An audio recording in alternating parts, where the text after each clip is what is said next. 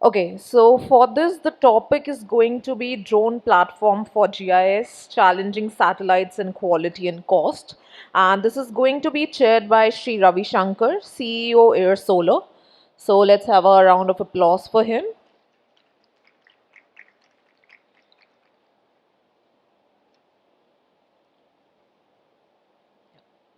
Once again, I would like to call Sri Rahul Jain on stage for being a panelist again.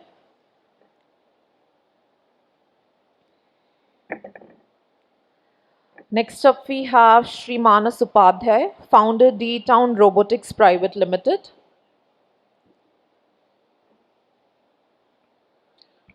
Do we have Upadhyay sir here? Okay. Next up is Miss Garima Vich, product specialist, GeoAI PDRL.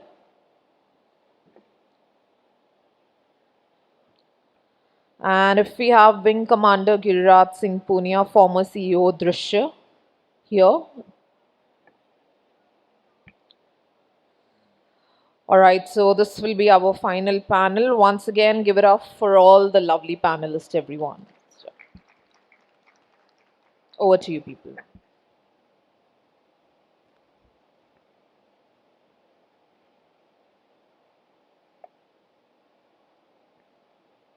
Hello. Uh, Good afternoon, everybody. In fact, it's been quite a challenging and enlightening conference yesterday and today. We have some things where a comparative analysis is required when a new technology hits the world market. So, vis-a-vis satellites, we also have drones now coming up, which could be a big challenge to satellites, uh, also because of the cost and the reach which we can overcome through a lower asset costs, which is the drones. I mean, just to give a small brief introduction about Air Solar One. We hold the world's first cryogenic enabled solar powered drones, and we have solved the Da Vinci Code by making it hovering 24/7, 365 days. Uh, the topographic, I mean, the limits in all terrains. So that's where we are in talks of also, reviving the Loon project, if people are familiar, of Alphabet, commonly known as Google. So that is another one big achievement by technology, which is very predominantly Indian, and we are proud to be the first in the world to come up with a technology like this. It is not only with the the UAVs, it's also with the manned aerial vehicles. I mean, not being gender biased, but it will be for moving people and cargo transportation from point A to B, which is air taxis, intracity as well as intercity. So that's again one big achievement, a big milestone where we can say that India has, you know, come forth in trying to give this to the world. I think with Mr. Bachchan being so predominantly on the screen, we took it quite seriously and made it sure that जहाँ हम खड़े होंगे line वहीं से शुरू होनी चाहिए. So we've made the world sure that our technology is being recognized by MIT, by Harvard, as a technology where it's the first in the world, and we are proud to give this to India first, and then the world. With such a distinguished panel board here, I would also want to start sharing the uh, avenue in which you have the GIS, which is very important. Parameterization of the hardware and software is very critical. I mean, need to have a dovetailing which suits the industry and gives out the output which is required. So, I mean, with the lady on the right, we can start with Garima from PDRL. She could enlighten us on the advantages and the USP which PDRL holds regarding GIS mapping and the technology which uh, they hold for this area. Garima. Thank you so much, sir. So first of all, I would like to thank you, to give me this opportunity. So, sir, PDRL is the software-based company. Like we have this uh, Geo AI platform. Sorry, we have this Geo AI platform on which we can, like when drone flies, it captures the images. Now, what can be done from these images? It's not only just we can put these images just to get the videography or the output of that. So we can get like multiple outputs out of this. Like we can generate orthomosaic, then we have DSM, DTM, etc. But apart from this, we can apply the AI ML analytics on our imageries. For example, we can extract the features out of that. Let's say we have the survey of some railway line inspection. Then not just to generate the orthomosaic out of that, we can have the, how many poles are there present in the whole railway line, etc. Again, in the case of road inspection, we can detect the potholes present on the road. So this can again helps in the road maintenance. Sorry. So this way we can help in the road infrastructure maintenance, etc. So this is how GS plays an important role. And again, because PDRL has this Geo AI platform on which we can generate these outputs out of your GIS data. So we can perform the AI analytics and we can generate the reports. And because PDRL has this software called Aeromake, on which we can share your data. You can share your data with your stakeholders and collaborate with your team members. And this is how PDRL plays an important role in Geo AI and performing the AI analytics on your GIS data.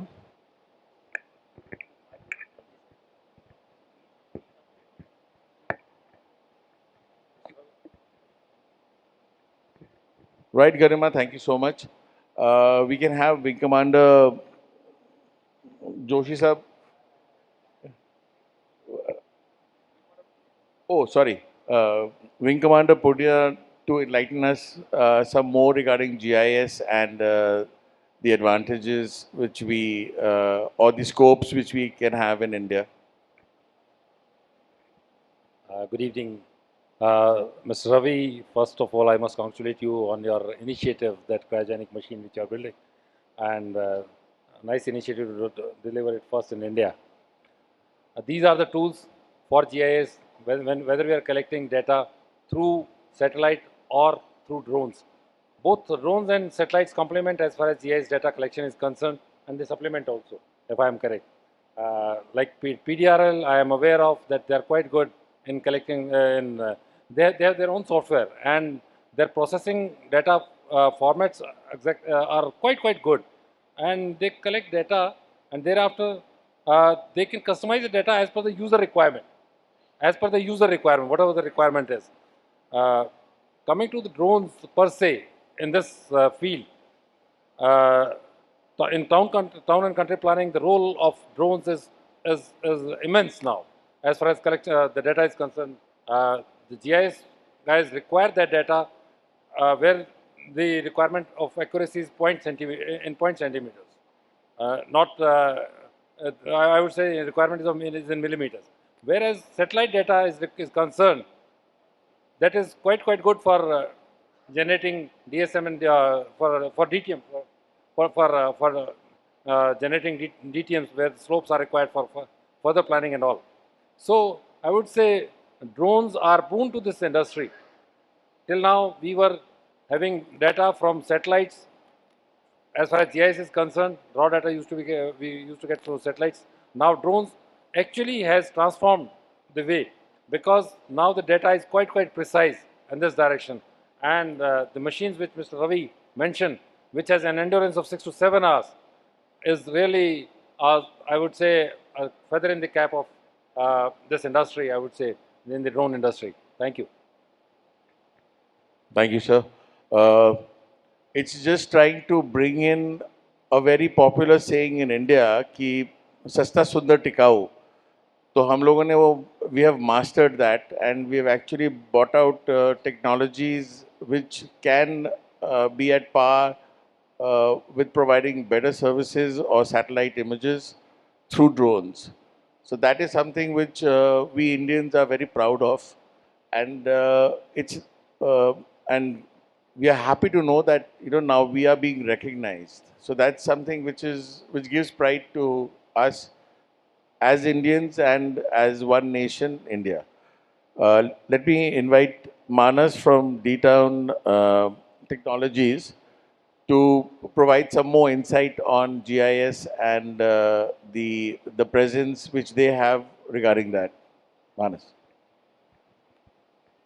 Thank you so much, sir. A very good evening to all of you. My name is Manas Upadhyay, and I'm the founder and chief technology officer for D-Town Robotics.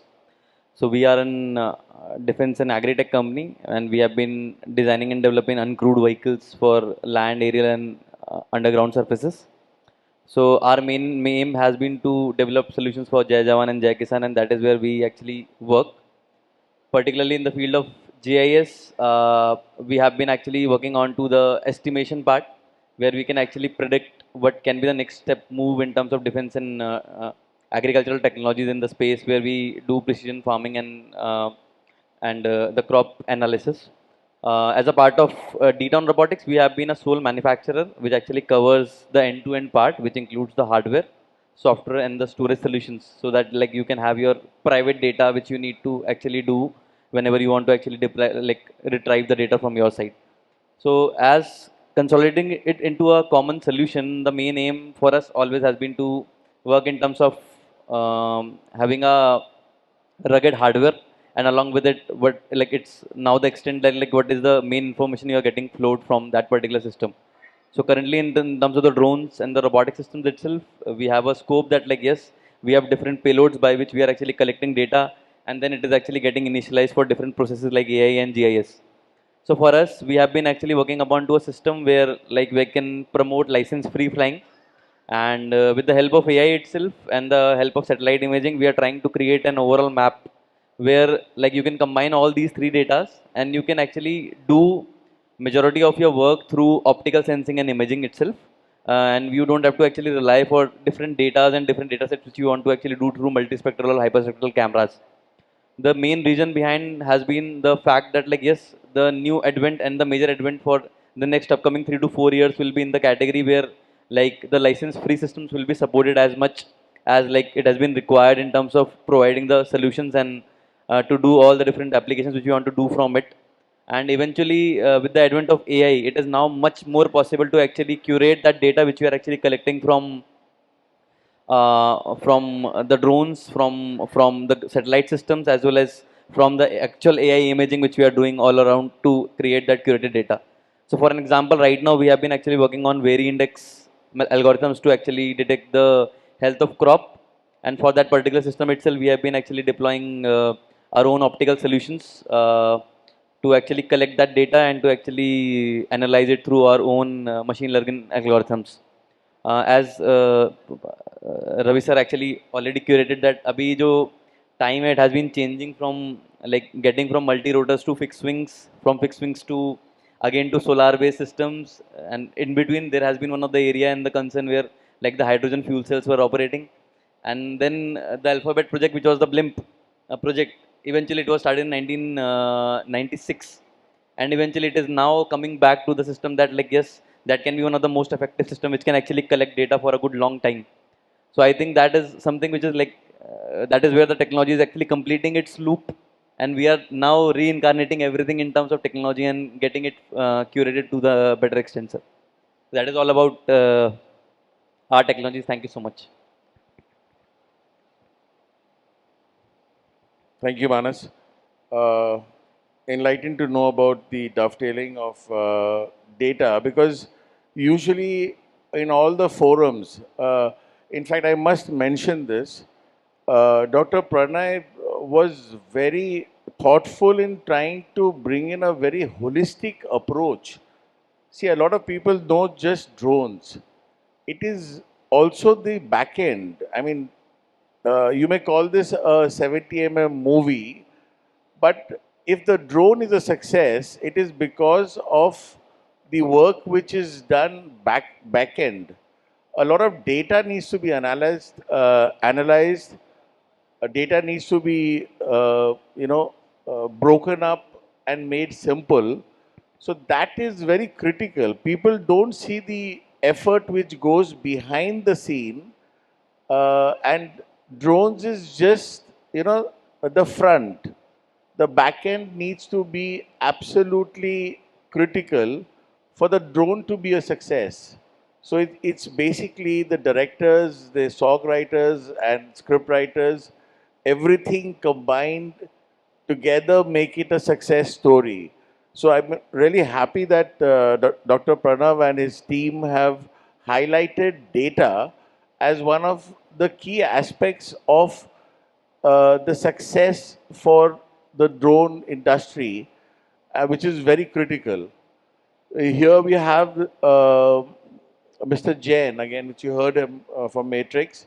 So he would provide another insight as to the GIS vis-a-vis the drone industry. Thank you. Very good afternoon to everyone. What do we understand by GIS? Everybody talk about GIS. There are three different words. In my definition, geography with the information in a particular system.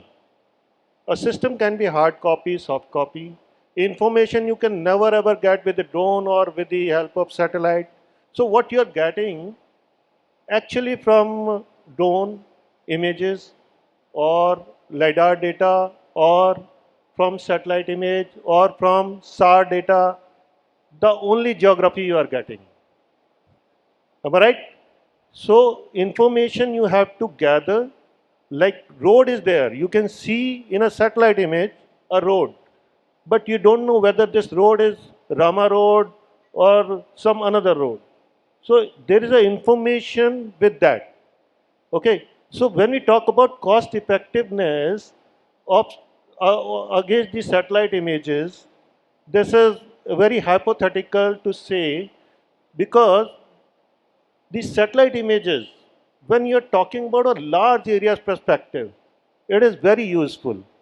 And right now it is 30 centimeter availability. But as Sir said, there's a possibility of HAPS or solar-based aerial systems that can really be a game changer over a period of time. Let's see the time. When we were doing the aerial surveys earlier, we used to capture more than 200 square kilometer area in a day with the help of aircraft. And the satellite images were not available. I was talking about a way back just 1 decade before. And then right now we have a capacity of the satellite images at this moment is 30 centimeter. And that too in stereo. That means you can actually create the 3D models. Am I right? And the speed of cameras and the platforms are going on. Drone is just a platform. It's all about the sensor and the cameras, which we are building it up. The nations and other part of the world is building it up. Okay, if we have better cameras on board on the satellites, probably we'll be having 10 centimeter satellite on in future. So we have to think the cost effectiveness even in the solar powered drones. The solar powered drones are currently I am able to fly and cover near about 60 to 80 square kilometer area with two drones or with one drone in a day. We have been doing a lot of work in Jaisalmer at the moment, as I told you in my earlier slides. So we've been able to complete near about 80 kilometers area in 1 day. The cost effectiveness talking is very important in this case. the minimum order quantity of the satellite image is about 100 square kilometer. If somebody has to do only 2 or 3 square kilometer, they don't require it. And if somebody required very high resolution data, less than 30 centimeter, they don't require satellite image. They can of course utilize drone based data, which can come with 1 centimeter to 10 centimeter of the data, and they can deploy that things. And GIS is something which we always implies it's a combination of several technologies. Okay, GIS is a bigger word, photogrammetry is a smaller word, lidar is a smaller word. So those technologies are combining together surveying, DGPS surveys. So we don't talk about survey, we talk about only drone. So as we speak about the data creation and data chronology, the first thing come is the GCP planning, network planning of certain area. AOI fixing, that means area of interest fixing, whether it is linear or whether it is an area, you're working in a mine, you're working in a road, or you're working for any type of, you know, lake or something. So in lake, you have to do underwater surveys. For that, you would require eco sounding machine or bathymetric LiDAR systems. So those things combine together to create the final GIS. Okay, and everybody is talking about AI and ML. If I have to do this, machine learning for bridge inspection, somebody need to understand the requirement of the engineers, that what exactly is required by them, rather than just jumping into the solution. And everybody is talking about the image recognition. I can I can bet nobody is able to do the recognition precisely over any kind of building. So still we are in the evolving phase. We need to think the real technology and then implement. And my only urges to the industry is, please listen to the engineers, please listen to the users, then develop. Don't, without listening to the users, whatever you make, it is going to be either, uh, you know, the word is basically incomplete. It would be incomplete. So we have to listen to the railways, we have to listen to the archaeology, we have to listen to the other people. Like yesterday session, Dr. Manjul was saying that they don't have the right drones to do the survey and inspection of the archaeological monuments. The same thing happens with other things. So with this, I conclude myself. Thank you. Thank you, Rahulji. Uh, a very pertinent point is that not to put the, to put the horse before the cart. It's quite relevant, and actually, there's no point in doing or creating inventions, patents, which are of no relevance. So here, at least Mr. Jain pointed out that there's the relevance is more important. What is required presently and for the future is very critical. I mean, you're creating something which is of value. An IP patent has a value. So it's better to create which is in sync with the requirement present and has a value in the future. So that is quite, enlightening. I hope the panel here and all of us have been, given some insight on GIS and the parameterization of data and its importance vis-a-vis drones. Thank you. You've been a fantastic audience.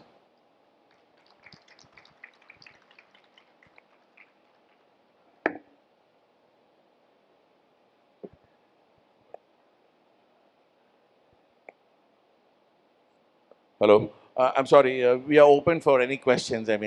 Please. We would love to. That was what we were taught at school. If you don't know the answers, it's better to question.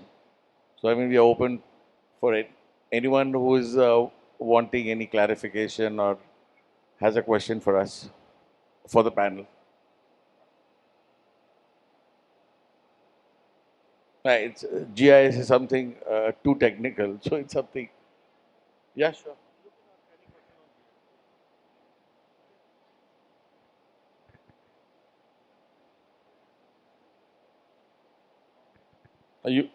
Any question is welcome on GIS, madam.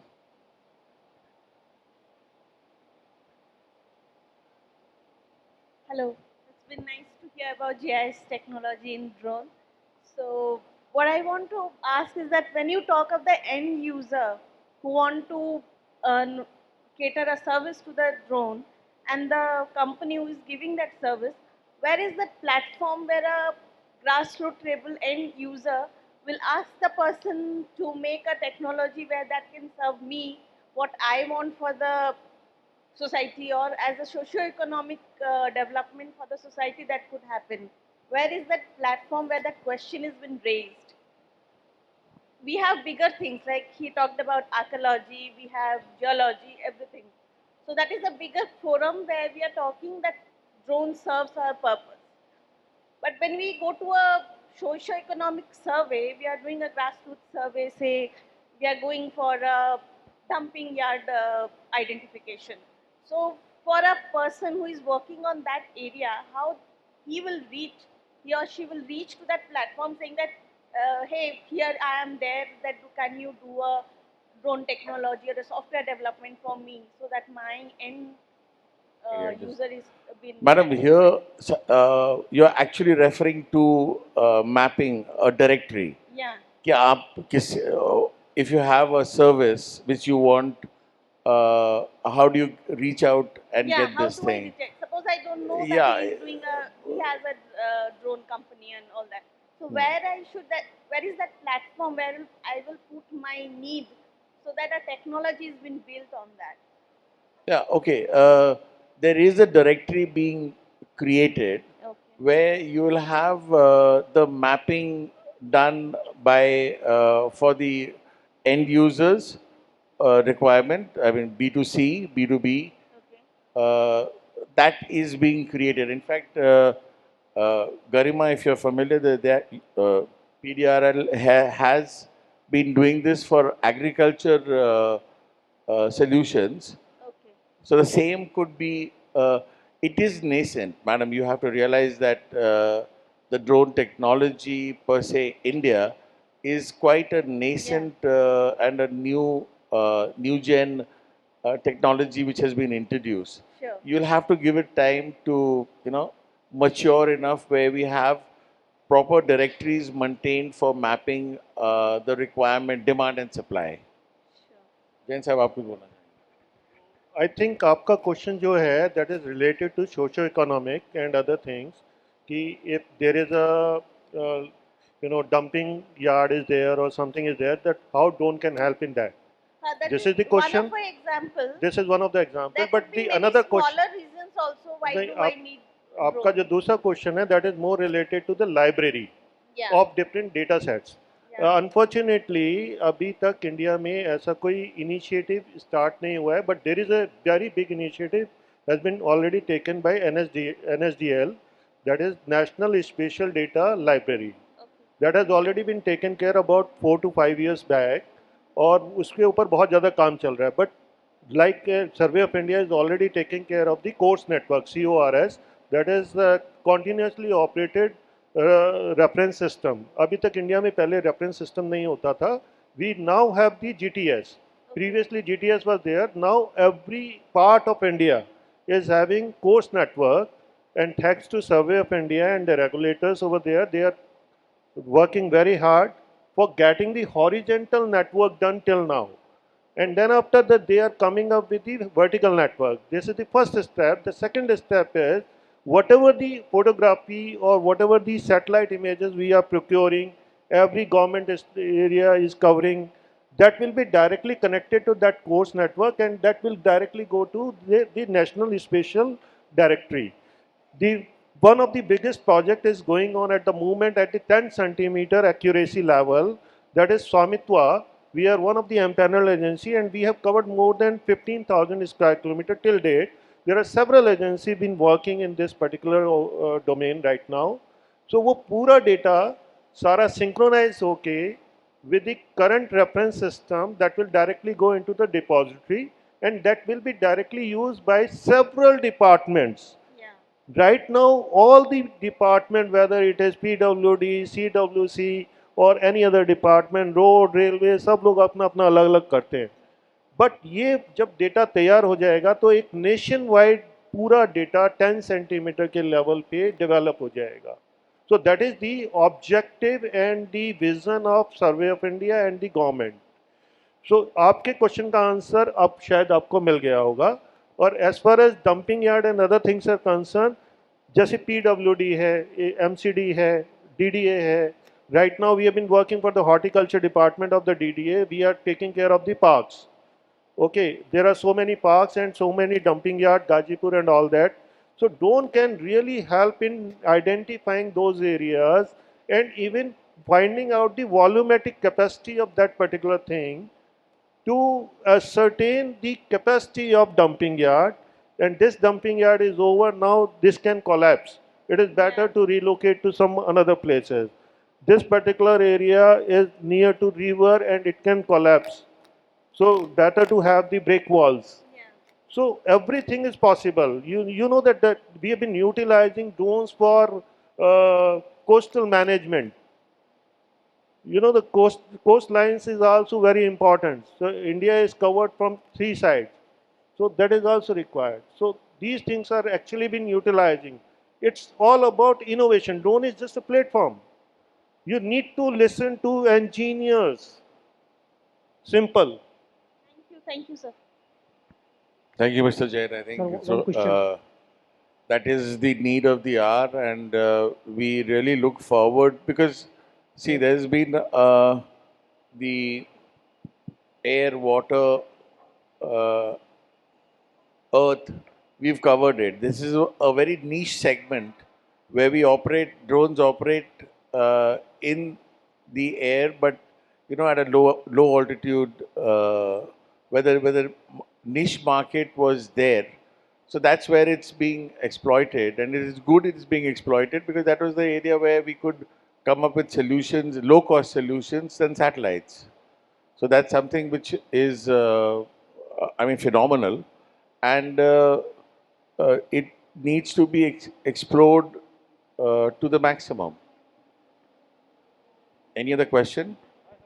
Sir, I have a question. For me, traveling up north or on a hill station or somewhere where we don't have a mileage or the reach of the tower, this is something which can be of help for an SOS. If someone has got stuck somewhere or is beyond the reach of the network, this actually acts as boosters. So this is something which is good for the nation, good worldwide. So here it is, trying to bring in some technology for the good of mankind. So this will enhance performance. This will also boost signals in sea in areas where there was absolutely no connectivity. Could be deserts, could be some gray areas, or absolutely barren areas, jungles. These areas is where you will have these connectivities and a much stronger bandwidth. I hope Jain Sahab, Sir, I have a question. one last question, please. Yeah, allow me to ask one question, sir. Yeah, sir, the use of this AI and GIS is increasingly being adopted into drones. And under the Atmanirbhar Bharat mission, as you are aware that more than 50% of our Indian population is involved in agriculture. What are the government policies which can revolutionize the adoption of drone in Indian agriculture, sir? Okay. I don't know about the policies which can, enhance agriculture, but I'll tell you that UAV Brahma can actually make drone agriculture much more affordable and much more robust because there's a limitation where you can do the spraying for tea gardens, these actually can get linked with a tank which moves along with the drone and sprays. So even a marginal farmer can use these benefits on leased basis. Policies need to change as and when some you have a disruptive invention uh, given to the world, uh, it automatically changes. The policies get attuned to something which has come down. It's like moving a transition from telephone to mobile. So this is again, the fifth generation where we are trying to bring in something absolutely disruptive, a game changer for the drone industry. AI is definitely being used, and it is being used widely. But the sad part is that we are not getting that benefit from IIT Delhi, which we were supposed to receive. We are getting this from MIT. So, being a monopolistic product, uh, getting AI from a foreign university makes it expensive. So the moment it makes it expensive, we pass it on to either B2B or B2C. So that's the negative part, which is, and slowly, probably over the years, we might develop in-house AI, which could be a much reasonable or affordable version here. This is going to IDEX. I'm also the national awardee by IDEX DIO. So we are first wanting to give it to our soldiers first, to the defense, and then this would come down for the corporate or the commercial sector. Thank you. I believe no further questions. It's been too late. Thank you.